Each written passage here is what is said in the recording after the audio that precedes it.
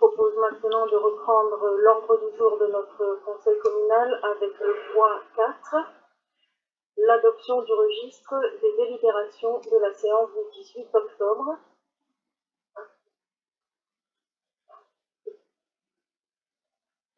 Oui, Madame Vassen. Présidente, j'aimerais faire part d'observations à propos du registre du mois dernier. Monsieur le bourgmestre, vu que rien n'a été repris dans le procès-verbal du mois d'octobre, supposé être exhaustif, je souhaiterais revenir sur le prétendu incident survenu lors du conseil communal du 18 octobre, où j'ai, pour rappel, souligné que c'était un passant qui avait averti les pompiers le 1er octobre de l'incendie vraisemblablement causé à l'école Notre-Dame-des-Grâces par un problème électrique et dont l'ampleur des dégâts s'explique notamment par au moins une porte-feu qui était donc restée ouverte. Lors de cette séance, vous avez fait un véritable esclandre, affirmant que je ne respectais pas le secret professionnel et que je n'étais donc pas digne de confiance. Pas digne de confiance. Le surlendemain, j'ai eu droit par email à un très succinct rappel à la loi de Madame la secrétaire communale concernant le droit des réserves et le secret professionnel des conseillers communaux. Estimant que je n'avais aucunement failli à mes obligations en la matière, je vous ai adressé un email le 25 octobre qui reprenait les liens vers les nombreux articles de presse, KUBX1, Supresse, RTL, etc., exposant les faits que j'ai mentionnés en séance. Je vous ai également rappelé le contenu de l'article droit de regard des conseillers communaux entre devoir de discrétion, secret professionnel et RGPD, qui a été publié dans le magazine Trait d'Union de Brulocalis en mai 2020. Cet article rappelle que des faits qui sont donc publiquement connus dans la presse ne peuvent donc pas être considérés comme étant secrets. Ça paraît tellement évident, monsieur le bourgmestre.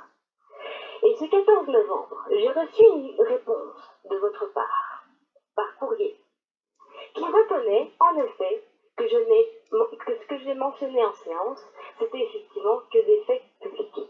Toutefois, vous écrivez également dans ce courrier que si vous ne m'aviez pas interrompu de manière préventive, j'aurais certainement divulgué des passages confidentiels du rapport du CIAMI. C'est écrit noir sur blanc. Je peux avoir votre attention, s'il vous plaît? Merci. Monsieur le bourgmestre, je vous connais beaucoup de qualités, mais la télépathie, elle en fait pas partie. Et le 18 octobre, je n'avais aucunement, mais vraiment aucunement, l'intention de dire quoi que ce soit qui n'avait pas déjà été dit dans la presse. Affirmer le contraire, comme vous l'avez fait dans votre courrier du 14 novembre, c'est un véritable procès d'intention. Un procès d'intention qui cherche à me faire passer au mieux pour une jeune femme maladroite, au pire pour une jeune femme incompétente. Et ça, c'est indigne. En plus, vous vous permettez de conclure, dans ce courrier, que j'ai eu un comportement non respectueux de mes devoirs en tant que conseillère communale. Alors, monsieur le bourgmestre, je souhaiterais de votre part, premièrement, des excuses concernant ce qui s'est passé le 18 octobre et les éléments que j'ai relevés ici dans le courrier, et deuxièmement, que vous cessiez de m'interrompre de manière intempestive lorsque j'évoque des faits qui dérangent. Il y a déjà eu des faits précédents avec moi-même, mais aussi avec une autre femme ici présente. Et ça, je trouve ça inacceptable. Ça doit cesser. Merci pour votre attention.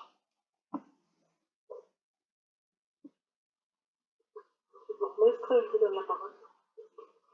Je vous remercie, Madame Rossen. Je pense qu'on a déjà eu l'occasion d'échanger par courrier. Vous avez votre version. Je ne retire absolument rien de ce que j'ai dit lors du conseil communal du mois dernier. Et donc, je ne compte pas présenter une quelconque excuse.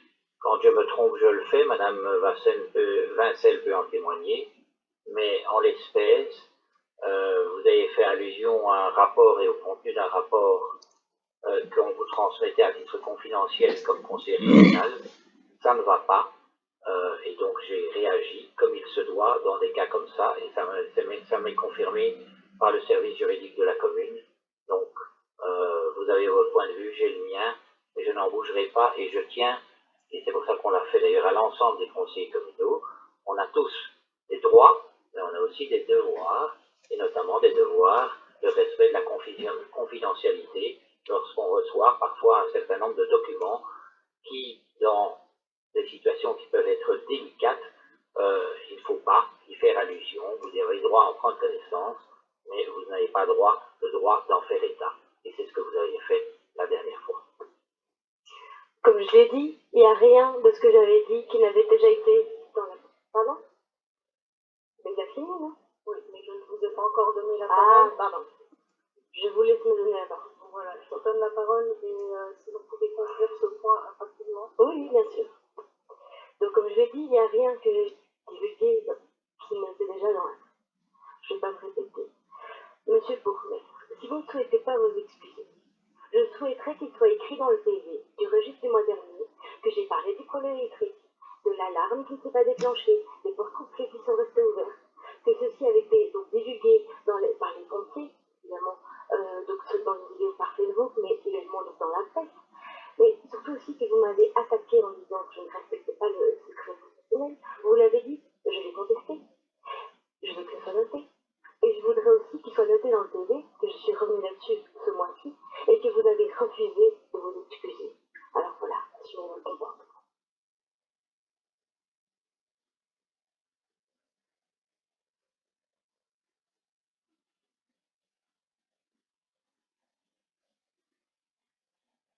Alors, peut-être que je peux vous expliquer comment fonctionne un PV de conseil communal, mais c'est un échange de points de vue, et donc ça ne figure pas dans un PV de conseil communal.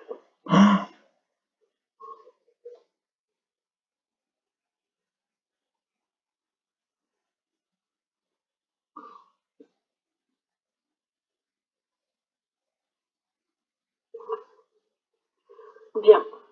Nous passons au point suivant.